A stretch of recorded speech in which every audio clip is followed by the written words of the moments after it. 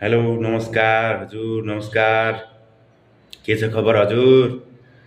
हजुरलाई म एक आइडिया सिकाउन लाग्छु, चिन्तामुक्त हुने आइडिया। मलाई लास्टै चिन्ता लाग्दैन के, लास्टै कसरी खाने भनेर चिन्ता लाग्दैन, लास्टै लाग्दैन। आफ्नै दिमागमा लास्टै तनाव भरेन, आफ्नो दिमागमा यसरी हान्ने म पदमा खाना don't worry about it, don't worry about it.